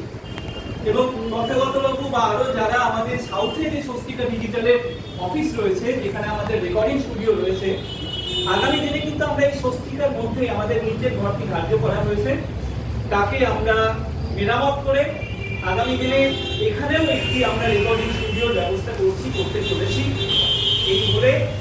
আর সাবস্ক্রিপশনের সাবস্ক্রাইব করার কথা বলছিলেন, আমি সেখানেও বলছি আমরা কিন্তু প্রত্যেকে দায়িত্ব নিয়ে স্বস্তিকা ডিজিটালকে সাবস্ক্রাইব করব। সংস্কার ভারতীর যেমন ধরুন তাদের নিজস্ব ওয়েবসাইট রয়েছে, আমরা তো পারি স্বস্তিকার পক্ষ থেকে প্রত্যেককে অনুরোধ করতে, আবেদন করতে যে আপনারা সংস্কার ভারতীর যে ওয়েবসাইট রয়েছে, যে ইউটিউব চ্যানেল রয়েছে, তাকে সাবস্ক্রাইব করুন। আবার পক্ষান্তরে সংস্কার ভারতীকেও কিন্তু সহযোগিতা করতে হবে যে স্বস্তিকা ডিজিটাল এবং শুধু সংস্কার ভারতী নয়, এইরকম যতগুলো আমাদের প্ল্যাটফর্ম রয়েছে, যতগুলো আয়াম রয়েছে, সেই 39-40 প্রত্যেককে দায়িত্ব নিয়ে যারা দায়িত্বে রয়েছেন তাদের প্রত্যেককে সেই হায়ারার্কি মেনটেন করে বলতে হবে যে তোমরা স্বস্তিকাকে সাবস্ক্রাইব করো, স্বস্তিকা ডিজিটালকে সাবস্ক্রাইব করো। অর্থাৎ আমরা কিন্তু এভাবে পরস্পরকে শক্তিশালী করতে পারবো। কোনো জাতীয়তাবাদী বিরোধী শক্তি কিন্তু আমাদের সহযোগিতা করবে না, জাতীয়তাবাদীদেরকেই কিন্তু পরস্পরকে শক্তিশালী করতে হবে। এই বলে আমি মাননীয় শ্রী তথাগত রায় মহাশয়কে অনুরোধ করছি আপনি সংক্ষিপ্তভাবে যদি আমাদের সামনে বক্তব্য দেন।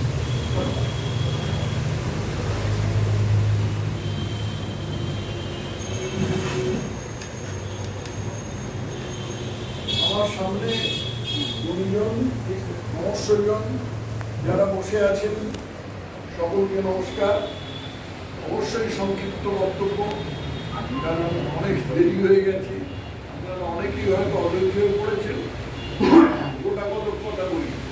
এই স্বস্তিকার সাথে আমার বহুকালের সম্পর্ক, কিন্তু গত 5-6 বছর ধরে আমার এখানে আসা হয়নি, এই কার্যালয়ে আসা হয়নি, যার ফলে আমি আজকে কার্যালয়ে এতে ঢুকবার রাস্তা ভুল করে আরেকটা বাড়িতে ঢুকে গিয়েছি। যাই হোক, আমি তো আপনারা তো জানেন আমি প্রায় 5 বছর নির্বাসনে ছিলাম, তারপরে এসে গেল এই কোভিড, তারপরে নড়াচড়া খুব কঠিন হয়ে গেল, সেই কারণে আসতে পারি। কিন্তু আজকে যখন ঢুকছিলাম তখন প্রচুর পুরনো স্মৃতি মনে ভিড় করে এলো।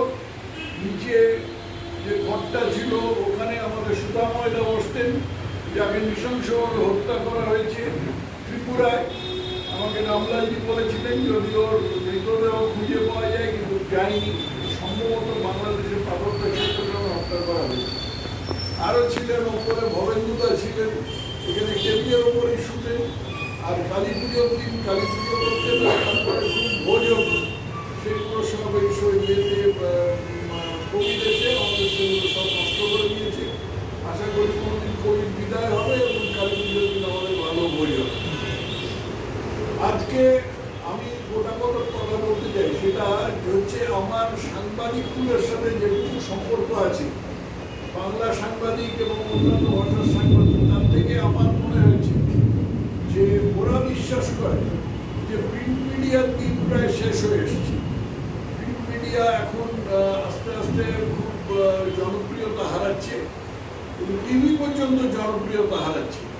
আগামী দিনটা হচ্ছে ডিজিটাল মিডিয়া, এবং সেই জন্য স্বস্তিকা ডিজিটাল যে কাজটা করছে সেটা অত্যন্ত সময়চ্যুত কাজ, এবং এই কাজটাকে এগিয়ে নিয়ে যাওয়া তো খুব যোগ্য হাতেই পড়েছে। আর তাছাড়া আমাদের সকলের কর্তব্য সেটাকে সমর্থন করা, সব রকমভাবে সমর্থন করা। দ্বিতীয় কথা হচ্ছে একটা পশ্চিমবাংলার কিছু বৈশিষ্ট্য আছে, যে বৈশিষ্ট্যগুলো আমরা সবসময় ধরতে পারি। আমরা অত্যন্ত পশ্চিমবাংলাবাসী হয়েও আমরা একটা সর্বভারতীয় ছাঁচিয়ে ফেলতে চেষ্টা করি, যেটার ফলে অনেক সময় বড় রকম ক্ষতি হয়ে যায়। পশ্চিমবাংলার একটা বৈশিষ্ট্য হচ্ছে, সেটা খুব ভালো জিনিস বলবো না, কিন্তু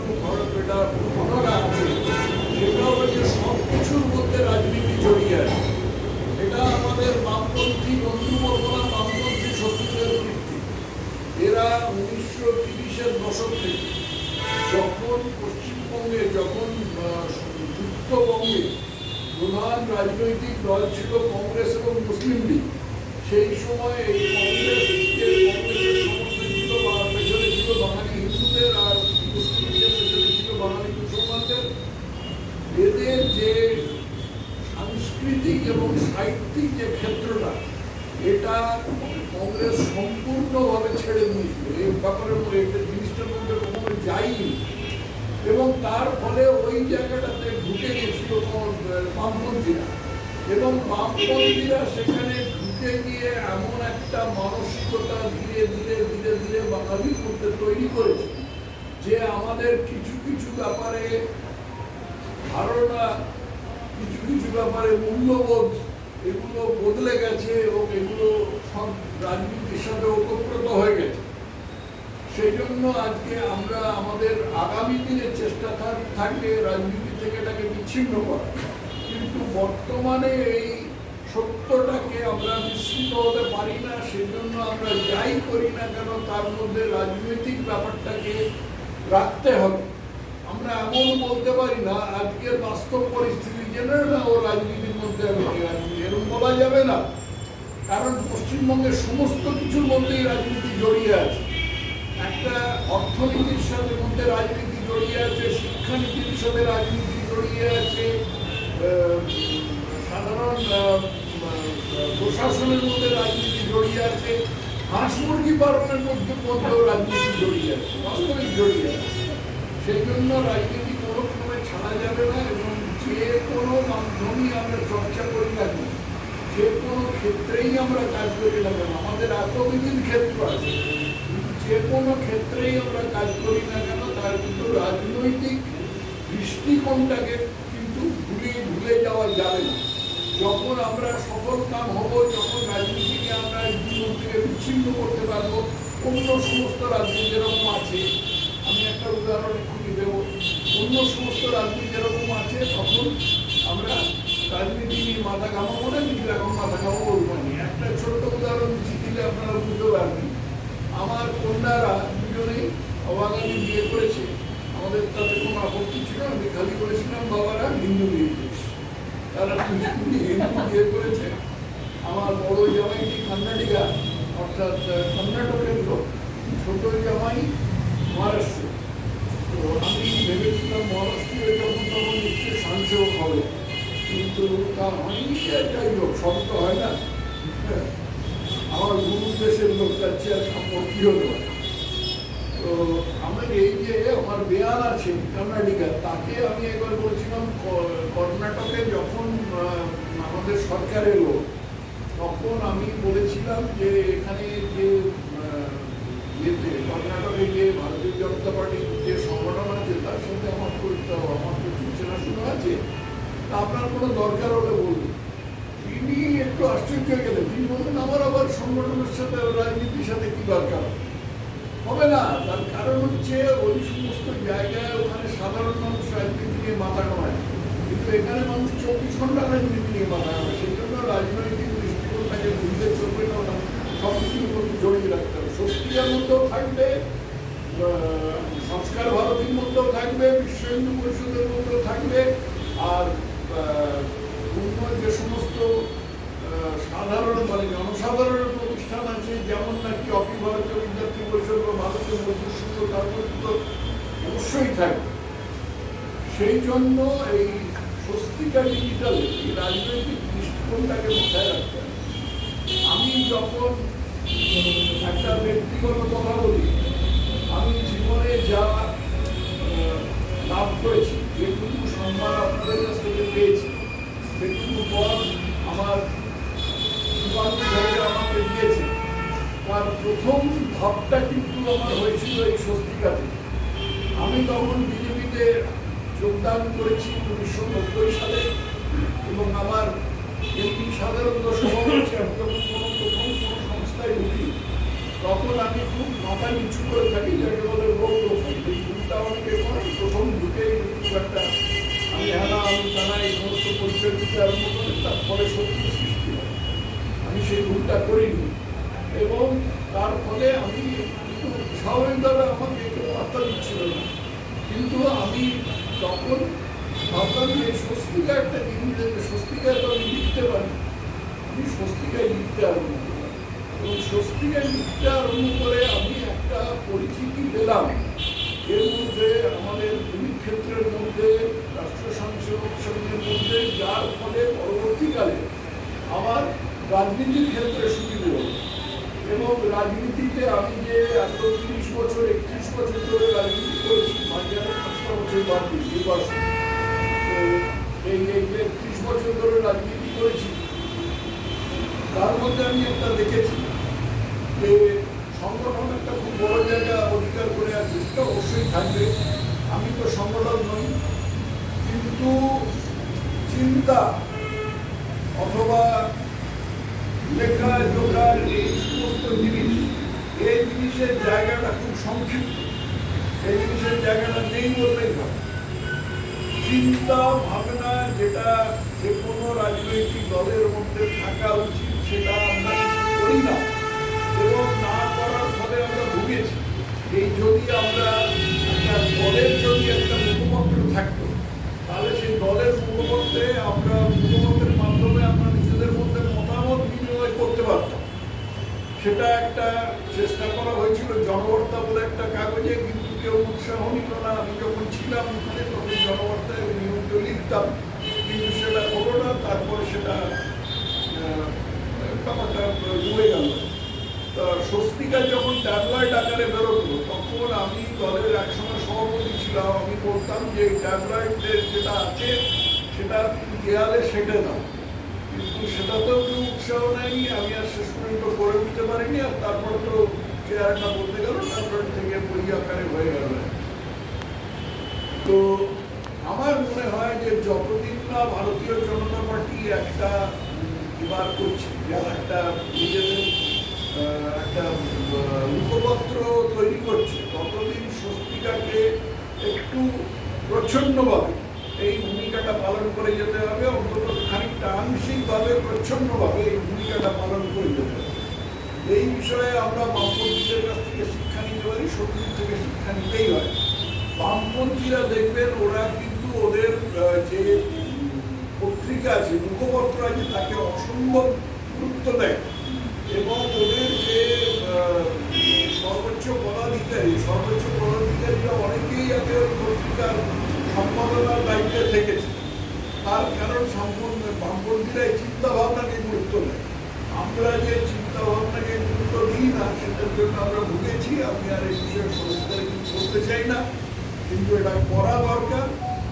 প্রথম কথা আমাদের মুখপত্র তৈরি করা দরকার এবং যতদিন তা না হচ্ছে, কারণ মানসিকতা বদলাতে সময় লাগে, ততদিন আমাদের স্বস্তিকাকে আমার মনে হচ্ছে এইরকম একটা দায়িত্ব পালন করতে হবে। বিতর্ক নিয়ে কথা হয়েছে, আমাকে অনেকে খুব বিতর্কিত বলে। আমি নাকি খুব বিতর্কিত মন্তব্য করি। এই গত 2-3 দিনেও এখন আছে বলে, এখন ভাগ্যক্রমে ডিজিটাল মিডিয়া আছে বলে আমাদের মেইনস্ট্রিম মিডিয়াকে তৈলমর্দন করতে হয় না। এখন মেইনস্ট্রিম মিডিয়া আস্তে আস্তে ডুবে যাচ্ছে এবং যে সমস্ত মেইনস্ট্রিম মিডিয়া নানাভাবে আমাদের বিরুদ্ধাচরণ করছে, আমরা ডিজিটাল মিডিয়ায় বা সোশ্যাল মিডিয়ায় তার বিরুদ্ধে কথা বলতে পারছি এবং মেইনস্ট্রিম মিডিয়াকে পুরোপুরি ঘায়েল করে দিতে পারছি, তাদেরকে মাথায় তুলতে দিচ্ছে না। এরকম আমি স্পর্ধা করে বলতে পারি যে এই বিষয়ে আমার খুব সামান্য হলেও একটু যোগদান আছে। তো এই বিতর্কিত এই সমস্ত জিনিসগুলোর থেকে সরে আসবার কোনো কারণ নেই। গণতন্ত্রের মূল সুর হচ্ছে বিতর্কের বিকল্প হচ্ছে লাঠালাঠি করা, মারামারি করা, তালিবানের মতন করে রাজনীতি করা। আমরা তো তালিবান নই, আমরা সভ্য মানুষ। আমরা যেহেতু সভ্য মানুষ, আমরা যেহেতু এই সমস্ত এই ধরনের হিংস্র ধর্মে বিশ্বাস করি না, সেই জন্য আমাদের নিজেদের মতন করে বিতর্ক করতে হবে। বিতর্কের মাধ্যমে সত্য বেরিয়ে আসে, কারণ একজন মানুষ কখনো শেষ কথা বলতে পারে না। সত্য সবসময় আচার বিচার চিন্তা ভাবনা করি। এই সংস্কারটা সঙ্গের মধ্যে আছে, কিন্তু অনেক সংগঠনের মধ্যে নেই। সঙ্গে যে বৈঠক করার প্রথাটা আছে, এই বৈঠকের মাধ্যমে এই সমস্ত সত্য মজার বৈঠক নিয়ে একটা মজার কথা মনে করলো। অদ্বৈত নিশ্চয়ই জানেন যে একজন স্বয়ংসেবক জুনিয়র তিনি একজন বয়স্ক স্বয়ংসেবককে বলেছিলেন যে এই যে बैठक बहुत ज़्यादा होता है, ये बैठक में सारा पूरा समय बीत जाता है, तो हम काम कब करें? तो उन्हीं बोले उत्तरे बोलते ना तुम्हारे यह बात बहुत महत्वपूर्ण है, इसको इस पर चर्चा करने के लिए एक बैठक बुलाया गया। কিন্তু ব্যাপার হচ্ছে কি যে বৈঠক অত্যন্ত গুরুত্বপূর্ণ জিনিস, কারণ বৈঠকের মাধ্যমে আচার বিচার চিন্তা ভাবনার আদান প্রদান হয়। এই জিনিসটা কিন্তু এই বিবিধ সংগঠনে হয় না, অন্তত আমি যেটার সাথে পরিচিত সেটাতে হয় না। এটা হওয়া দরকার এবং সেই জন্য বিতর্কের থেকে আমাদের পিছু পড়বার কোনো কারণ নেই। আর একটা জিনিস আমি বলে শেষ করবো যে আমরা এখন বুঝতে পারছি কিনা জানি না, কিন্তু আমরা হিন্দুরা খুব বিপদে আছি। আমরা কারা? আমরা বাঙালি হিন্দু। আমরা বাঙালি হিন্দু, এই কথাটা বলা দরকার। বাঙালি হিন্দু আর বাঙালি মুসলমান কিন্তু বাঙালি হিন্দুর থেকে একজন মালয়ালির যা তফাৎ, বাঙালি হিন্দু আর বাঙালি মুসলমানের ততটাই তফাৎ। বাঙালি হিন্দু আর বাঙালি মুসলমানের নামকরণ এক নয়, তাদের সমাজ ব্যবস্থা এক নয়, তাদের রাজনীতি এক নয়, তাদের রাজনৈতিক স্বার্থ এক নয়, তাদের বিশ্ববিখ্যা এক নয়, প্রায় কোনো জিনিসই এক নয়। ভাষা পর্যন্ত পুরোপুরি এক নয়। ভাষা পর্যন্ত আপনাদের যদি আমি বলি যে অমুকে ইন্তেকাল করেছেন, তার পরিবার খুব আহাজারি করছে, আপনারা বুঝতে পারবেন কি বলছি। ইন্তেকাল করেছেন মানে ইন্তেকাল করেছেন মানে তার মৃত্যু হয়েছে, পরিবার খুব আহাজারি করছে মানে তাদের শোক প্রকাশ করছে। হ্যাঁ, এই ভাষাটার সঙ্গে তো আমরা পরিচিত নই। তার খালাম্মা এলেন, খালাম্মা সে তিনিও খুব শোক প্রকাশ করতে লাগলেন। খালাম্মা মানে এগুলো ভাষাটার সাথে আমরা পরিচিত নই। অতএব এই দুটো সম্প্রদায় সম্পূর্ণ আলাদা। তার মানে এই নয় যে আমরা এদের মধ্যে মারামারি হবে, কিন্তু তার মানে এই যে আমরা নিজেদের স্বার্থ সম্বন্ধে, নিজেদের চিন্তা ভাবনা সম্বন্ধে 24 ঘন্টা, সম্ভবত 25 ঘন্টা সচেতন থাকবো। এটা কখনো আমরা ভুলবো না যে আমরা বাঙালি। যখন দেশ ভাগ হয় তখন এই দেশে এই অবিভক্ত বাংলার মধ্যে ছিল মোটামুটি ভাবে 55% মুসলমান আর 45% হিন্দু। সেটা আজকে এসে দাঁড়িয়েছে 70% মুসলমান। মানে পৃথিবীর সমস্ত বাঙালি বাংলা ভাষী যদি হয় 70% মুসলমান আর 30% হিন্দু। এবং এটা আমার একটা বই আছে, আমি অবশ্য বইয়ের বিজ্ঞাপন দিতে চাইছিলাম, যে বামপন্থা ভয়ঙ্করী, বামপন্থা ভয়ঙ্করী বাংলায় ও বিদেশে। এটার প্রকাশক হচ্ছে মিত্র ঘোষ এবং বইটার দাম বেশি না, 350 টাকা দাম। ওইটা যদি পড়েন তাহলে আমার 2 পয়সা রয়্যালটি হবে, সেটা বড় কথা নয়, কিন্তু আপনারও আমার মনে হয় উপকৃত হবে না। তবে আমরা সবসময় বলবো আমরা বাঙালি হিন্দু। বাঙালি, শুধু বাঙালি কথাটার কোনো মানেই নেই। এর অন্য জাতিতে এটা প্রযোজ্য নয়, অন্য প্রদেশের মানুষের কাছে এটা প্রযোজ্য নয়। ওড়িয়াদের মধ্যে 80%, 90% প্রায় হিন্দু, আর সামান্য খ্রিস্টান আছে, প্রধানত জনজাতি। আর নেই বললেই ওই ধর্মটা নেই বললেই। কিন্তু তেলেগুদের মধ্যে বেশিরভাগ হিন্দু। যারা মুসলিম তারা বলে, তারা উর্দু ভাষা বলে। কিন্তু আমাদের মধ্যে বৃহৎ অংশ, বাংলা ভাষীদের মধ্যে বৃহৎ অংশ যেহেতু মুসলিম, সেই জন্য আমাদের নিজেদের সত্তাটা, নিজেদের পরিচয়টা কখনো ভুললে চলবে না। সবসময় সেটার সঙ্গে সজাগ থাকতে হবে। আমার বিশ্বাস স্বস্তিকা ডিজিটাল এই ব্যাপারে ভালো কাজ করতে পারবে। আমি স্বস্তিকা ডিজিটালের সব রকম শ্রীবৃদ্ধি কামনা করি এবং আমি অবশ্য ডিজিটাল অনেক পরে বুঝেছি, তো বয়স হচ্ছে, তো এই সমস্ত জিনিসগুলো আমাদের পক্ষে প্রায় একদম মানে গ্রিক ল্যাটিনের মতন ছিল। অনেক কষ্ট করে শিখতে হয়েছে। এখন মোটামুটি MS ওয়ার্ড আর MS এক্সেল পর্যন্ত চালাতে পারি, তার চেয়ে বেশি কিছু জানি। কিন্তু সেটাও আমার বয়সী অনেকে জানে। তো সেই জন্য স্বস্তিকা ডিজিটালের আমি সেভাবে কোনো যোগ দিতে পারবো না, কিন্তু কন্টেন্ট সম্বন্ধে আমি যতদূর সম্ভব আমার যা সাহায্য চাইবে আমি সমস্ত কিছু দিতে রাজি আছি। এই ছোট্ট নিবেদনটুকু করে আমি আপনাদের ধৈর্য ধরে শুনেছেন, আপনাদের শুনে মার্জন আছে। আজকে বিদায় নিচ্ছি। ধন্যবাদ। ভারত মাতা জয়।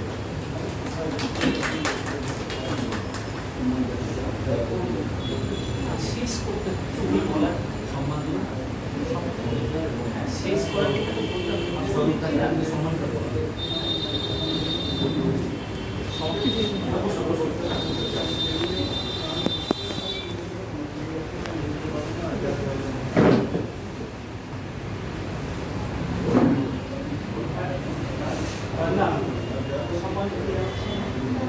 আমি তথাগত বাবুর কাছে একটু মার্জনা চেয়ে নিচ্ছি বক্তব্য রাখার সময় পাশ থেকে কেউ কথা বললে সব থেকে বেশি ডিস্টার্বেন্স হয় কিন্তু সভা পরিচালনা করতে গেলে ওই পর্দার বাইরে অনেক কথা বলতে হয় এবং সেটা ওই সভাটা সুষ্ঠুভাবে পরিচালনা করার জন্যই বলতে হয় তো আমাদের এই ছোট ঘরে আমরা আজকে আয়োজন করেছি তার জন্য ক্ষমা চেয়ে নিচ্ছি কেশব ভবনে এর আগে আমরা চেষ্টা করেছি কিন্তু করোনার পিরিয়ডের জন্য আমরা করতে পারি আগামী দিনে আমরা হয়তো কেশব ভবনে করব এবং আমরা সেই দিনও আমরা দেখতে চাই দেখি যে যখন কেশব ভবনেও ছোট হবে আমরা ভাড়া করে কিন্তু প্রত্যেকটা মানুষকে নিয়ে আমরা স্বস্তিকা ডিজিটালের সাথে যুক্ত করব কারণ কোন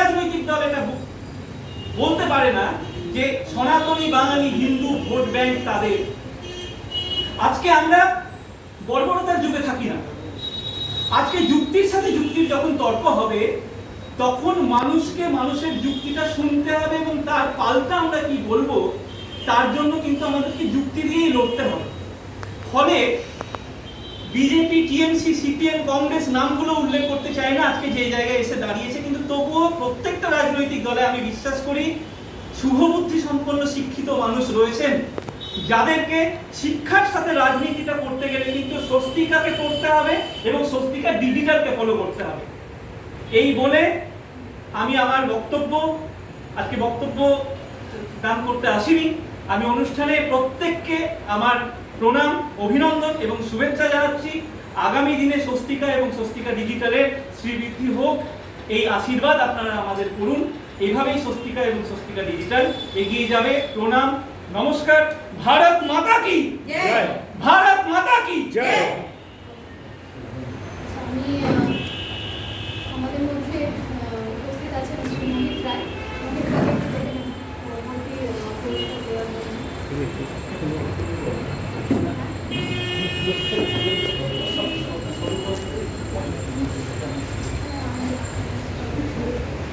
দাদা একটু বলে দেন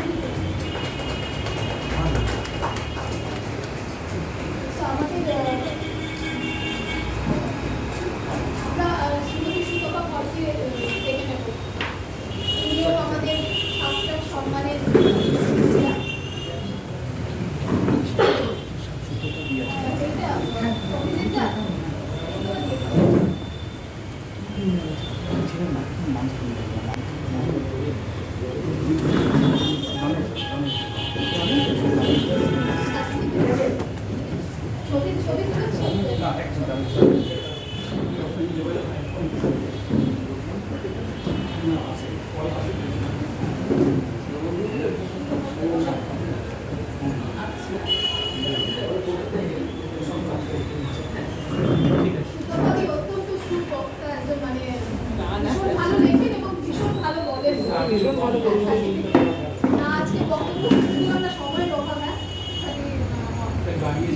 অনেক বিশিষ্ট মানুষ কিন্তু আমি সকলের কাছে ক্ষমা চেয়ে নিচ্ছি যে আমরা সকলকে আজকে সম্মানিত করতে পারিনি প্লাস আরেকটাও ক্ষমা চাওয়ার আছে আগেরবার বলতে হচ্ছে আমি ভুলে গেছি সেটা হচ্ছে আমরা অনেকটা দেরিতে আজকে শুরু করেছি তার জন্য একদম হৃদয় থেকে ক্ষমা চাইছি নেক্সট টাইম থেকে হবে না নেক্সট টাইম থেকে একদম টাইমে শুরু করব তো আমি আরো তিনটি বিজয়ী দলের সার্টিফিকেটগুলো আপনি একসঙ্গে দিতে পারেন আমাদের বাকি দুজন সদস্য আছেন প্রথমে আমি বিজয়ী যে দল সেই দলের তিনজনের নাম ঘোষণা করছি শ্রী চন্দ্রচূড় গোস্বামী চন্দ্রচূড় এনভায়রনমেন্টাল সায়েন্সের অধ্যাপক ও এই শাস্ত্রাক সম্মানের বিজয়ী অধ্যাপক নই হ্যাঁ লেকচারার কিন্তু টিম তো আসেনি টিমকে একসঙ্গে দিলে মনে হবে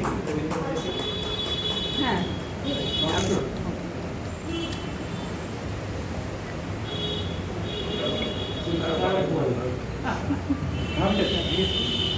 আমি তো বিজয়ী নই আপনি ওরকম বাকি দুজন আমাদের তো বাইরে থাকেন। হ্যাঁ, বাকি দুজন একজন ব্যাঙ্গালোরে থাকেন। আপনারা হাতিয়ে দিয়েছেন উনি বলে দেন। নামগুলো বলে দেন। আমাদের মধ্যে সেনগুপ্ত। অনিন্দিতা সেনগুপ্তা আরেকজন বিজয়ী এই শাস্ত্রার সম্মানে, আর আরেকজন হচ্ছেন অ্যাডভোকেট সৌরভ গুহ ঠাকুর। উনিও আজকে আসবেন বলেছিলেন, বোধহয় বৃষ্টির জন্য আসবেন। আমাদের সেরা লেখকের পুরস্কারটাও তো পালন করবো। আরেকটি বিশেষ পুরস্কার আছে, সেটা হচ্ছে সেরা লেখক, মানে স্বস্তিকার সেরা লেখক। স্বস্তিকার তো সবাই সেরা লেখক, তার মধ্যে থেকে আমাদের দৃশ্যটা হয়েছে আমরা একজনকে বেছে নিয়েছি, আমাদের অত্যন্ত প্রিয় লেখক সুজিত রায়, শ্রী সুজিত রায়, সাংবাদিক। এই মাসের জন্য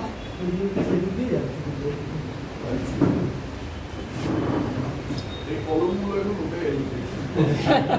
সুজিত রায় লেখার আমি খুব বড় ফ্যান, তো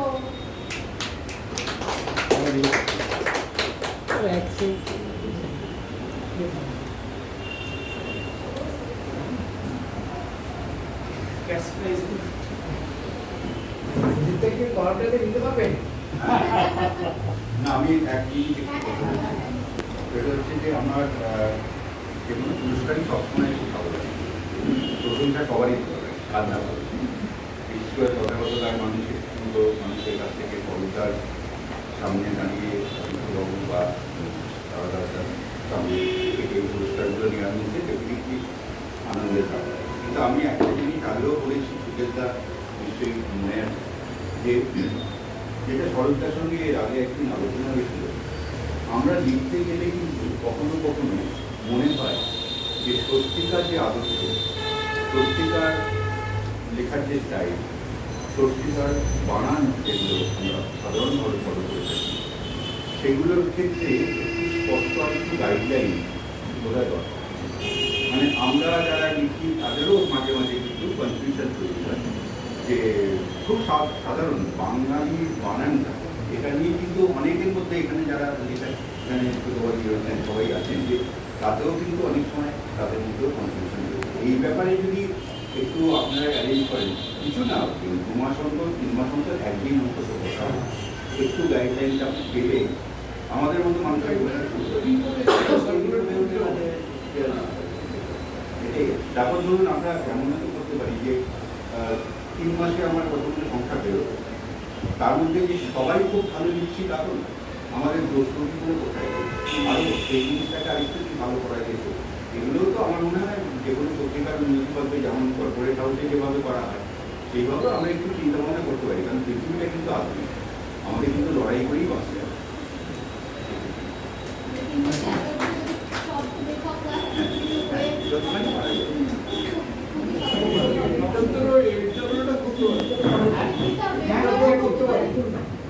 মানে এখন তো পেন্ডামিকের সময় আমরা এটা ডিজিটালও যদি করি, সবাই একসাথে জুমে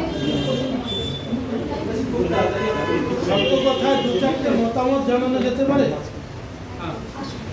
এখান থেকে।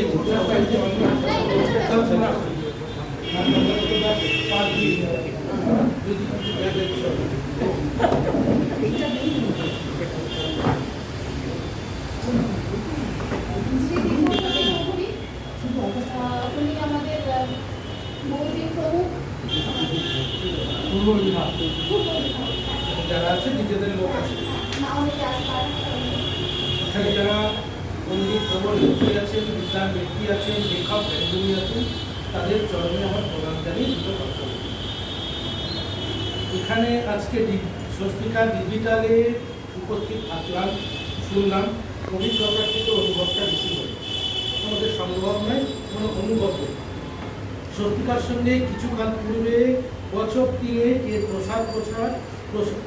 প্রচার এবং লেখালেখির সঙ্গে যুক্ত ছিলাম প্যান্ডেমিক সিচুয়েশনে, এবং আমার সংঘের দায়িত্ব বাড়ার কারণে এই জন্য আমার এখানে যোগসূত্রটা একটুখানি ক্ষীণ হয়ে গেছে।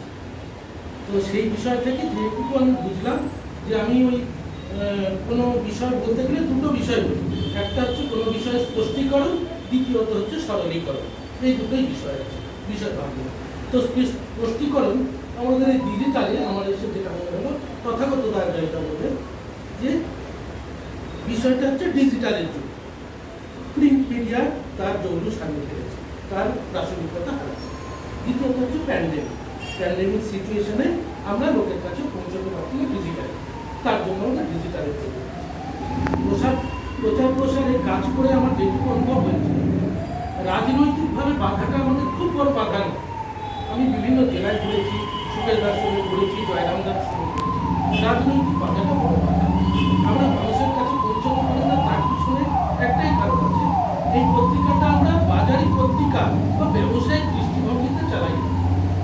তাই এর মধ্যে আমরা বেশি অর্থ ঢালতে পারি। এই যে স্বস্তিকাটা ছাপা হবে, পৌঁছবে, সেটা বিলি বন্টন হবে, এটার জন্য একটা প্রসেস যুক্ত আছে। কিছু লোক এটাতে মেহনত দেবে, সময় দেবে, তাদের যে পারিশ্রমিক সেটা দিতে পারে না। এটা হচ্ছে স্পষ্ট কথা। এটা হচ্ছে স্পষ্ট কথা।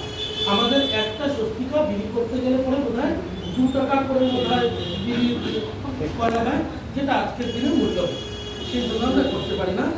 সত্যি কথা বলতে এই সমাজে রাজনৈতিক যেরকমই পরিস্থিতি থাকুক, অদ্বৈততা বলেছেন তার অনুভব যে রাজনীতি নিরপেক্ষভাবে প্রত্যেকটি ব্যক্তি ফলো করেন। এবং এটা আমারও অভিজ্ঞতা আছে, অনেক গল্প শোনা আছে যে এক ব্যক্তি আমাদের স্বয়ংসেবক প্রতিদিন দরজার তল দিয়ে আর সিপিএম পার্টি অফিসের নিচেও স্বস্তিকা দিতেন, এবং সে কিছুদিন বন্ধ থাকা তারা খোঁজ দিয়েছেন কি হলো ওই ছেলেটি, আর তো দেয় না। অর্থাৎ ওই সিপিএম পার্টি অফিসে যারা তথাকথিত ওরা, তারাও এটা পড়ে। সুতরাং রাজনৈতিকভাবে কোনো বাধা হয়নি, আমার নিজের অনুভব হচ্ছে। আমার অনুভব হচ্ছে এটা চালাতে গেলে যে পরিমাণ অর্থের প্রয়োজন, সে অর্থটা আমরা খরচা করতে পারি, এটা বাস্তব দৃষ্টি। তো এখন এটা হচ্ছে বিষয় স্পষ্টীকরণ। এবার সরলীকরণের বিষয়। সরলীকরণের বিষয়টা হচ্ছে, একটা বিষয় হচ্ছে স্বস্তিকা আজকের দিনে ডিজিটালি লোকের ঘরে পৌঁছতে হবে, এটা হচ্ছে বাস্তব। এই যে এত ভাবভঙ্গি, অত কথা, তার মধ্যেখানে ওই ক্ষীরটুকু মন্থন করে ওটাই বেরিয়ে গেল যে আমাদের সকলের বাড়িতে স্বস্তিকা পৌঁছতে হবে। কারণ আমরা বাজারি ভাষায় কথা বলি না, আমাদের নিজস্ব যে ধারণা আছে, সংস্কৃতি আছে, চিন্তন আছে, সেই অনুযায়ী আমরা, এটা হচ্ছে প্রথম পয়েন্ট। দ্বিতীয় বিন্দু হচ্ছে যে আমাদের স্বস্তিকা কোনো সংবাদপত্র আজকে নেই। একদিন সংবাদপত্র ছিল, সাপ্তাহিক সংবাদপত্র, নিউজ পেপার ছিল, আজকের দিনে ভিউজ পেপার। আমরা স্বস্তিকা খুলে দেখতে পারি, পরপর লেখা, বিভিন্ন বিষয় বিন্দু নিয়ে লেখা, ভিউজ পেপার। তাহলে এই ভিউজগুলো যখন মানুষের কাছে আমরা ডিজিটালি পৌঁছে দিতে পারছি, তাতে রাজনৈতিক বিষয়, সামাজিক বিষয়, করোনা বিষয় সব কিছুই মেক আপ করে যাচ্ছে, আমরা ডিজিটালি পৌঁছে দেবো। দ্বিতীয় কথা হচ্ছে আমাদের কিছু খবরাখবর, অর্থাৎ এই সমাজের মধ্যে প্রতিনিয়ত কিছু ঘটনা ঘটে যাচ্ছে, এবং তার ইন্টারপ্রিটেশন বিভিন্ন মাধ্যম, বিভিন্ন সমাজের বিভিন্ন চিন্তন, বিভিন্ন রকম পক্ষের মানুষরা তাদের মতো করে ইন্টারপ্রিট করে। আমাদের নিজস্ব ইন্টারপ্রিটেশন দরকার। যে ডে টু ডে হ্যাপেনিং হচ্ছে তার একটা ইন্টারপ্রিটেশন দরকার। অর্থাৎ আমি পড়তে চাই না চাই, ডেইলি জি নিউজ আমার কাছে এসে যায় এবং আমি সেটা পড়ি, ক্লিক করে পড়ি। স্বস্তিকা এমন কিছু হতে হবে প্রত্যেকের মোবাইলে পৌঁছে যাবে, সে চাক বা না চাক, স্বস্তিকাটা সে টাচ করলে পড়বে এবং আমাদের ভাবনাটা সে পাবে। এটা হচ্ছে দ্বিতীয় বিষয়। তৃতীয় বিন্দু হচ্ছে আমাদের এই যে বড় বিচার পরিবার, তাতে প্রতিদিন কিছু না কিছু কার্যক্রম ঘটে চলেছে। আমাদের সংঘ এবং সংঘের সঙ্গে মানবসিকতা সম্পন্ন যে সংগঠন, যাকে আমরা বলি সংঘ পরিবার, আসলে সেটা সংঘ পরিবার নয়, আমাদের বিচার পরিবার। সেই বিচার পরিবারের যে সমস্ত কাজকর্ম এবং হিন্দুত্বের বর্ধনমূলক যে কাজকর্মগুলো চলছে, সেই কাজকর্মগুলো মানুষের কাছে পড়ছে। এই তিনটে বিষয় বিন্দুর মধ্যে সরলীকরণ করে ভারত মাতা জয় হোক, সবাইকে